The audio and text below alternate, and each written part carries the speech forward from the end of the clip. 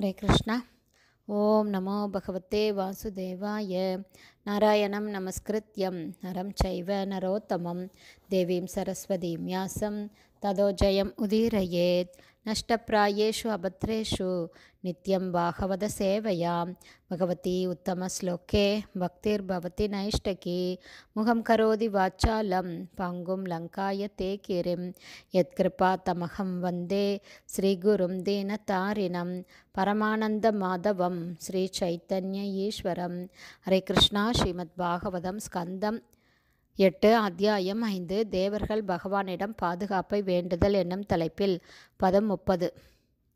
நாயஸ்ய கஷ்ச அதிதர்த்தி மாயாம் யயா ஜனோ முஹ்யதி வேதனார்த்தம் தம் நிர்ஜிதாத்மாத்ம குணம் பரேஷம் நமாம புதேஷு சமம் சரந்தம்.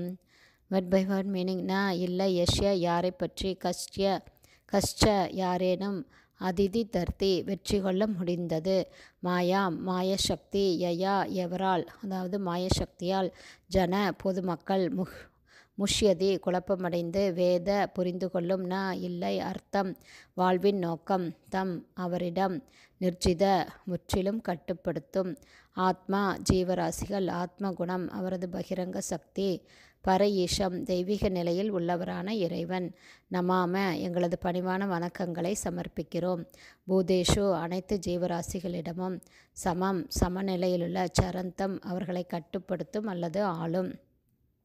டிரான்ஸ்லேஷன். முழுமுதற் கடவுளின் மாயா சக்தியை ஒருவராலும் வெல்ல முடியாது. இது மிகவும் வலிமை மிக்கதாக இருப்பதால் இது ஒருவனை வாழ்வின் நோக்கத்தை புரிந்து கொள்ளும் அறிவை இழக்கச் செய்து ஒவ்வொருவரையும் குழப்பத்தில் ஆழ்த்துகிறது.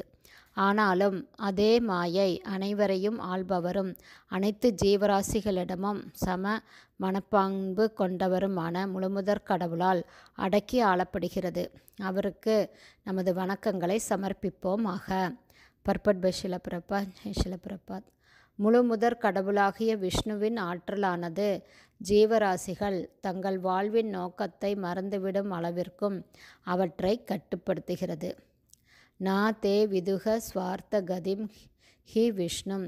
பரமபதத்தை சென்றடைவதே வாழ்வின் நோக்கம் என்பதை ஜீவராசிகள் மறந்துவிட்டன. இந்த ஜட உலகில் சந்தோஷமாக இருப்பதற்குரிய ஒரு வாய்ப்பாக தென்படுவதை முழுமுதற் கடவுளின் பகிரங்க சக்தி எல்லா பந்தப்பட்ட ஆத்மாக்களுக்கும் அளிக்கிறது. ஆனால் அது மாயையாகும், அதாவது அது என்றுமே நிறைவேறாத ஒரு கனவு மட்டுமே ஆகும். இவ்வாறாக ஒவ்வொரு ஜீவராசியும் பரமபுருஷரின் பகிரங்க சக்தியால் மாயைக்கு உட்படுத்தப்படுகின்றன. அந்த மாயா சக்தி சந்தேகமின்றி மிகவும் வலிமை மிக்கது. ஆனால் அந்த சக்தி முழுமையாக தெய்வீக புருஷரின் கட்டுப்பாட்டின் கீழ் இருக்கிறது. பரமபுருஷர் இந்த பதத்தில் பரேஷம், அதாவது உன்னதமான பகவான் என்று விவரிக்கப்பட்டுள்ளார். பகவான் ஜட படைப்பின் ஒரு பகுதியை சேர்ந்தவர் அல்ல. அவர் படைப்பிற்கு எல்லாம் அப்பாற்பட்டவர். எனவே அவர் தமது பகிரங்க சக்தியின் வாயிலாக பந்தப்பட்ட ஆத்மாக்களை கட்டுப்படுத்துவதோடு பகிரங்க சக்தியையும் கட்டுப்படுத்துகிறார். சக்தி வாய்ந்த ஜட இயற்கை, ஜட சக்தி அனைவரையும் கட்டுப்படுத்துகிறது என்றும் அதன் கட்டுப்பாட்டிலிருந்து விடுபடுவது மிக மிக கடினம் என்றும் பகவத்கீதை தெளிவாக கூறுகிறது. அந்த கட்டுப்படுத்தும் சக்தி முழுமுதற் கடவுளுக்கு சொந்தமானதும் அவரது ஆணையின் கீழ் இயங்குவதும் ஆகும்.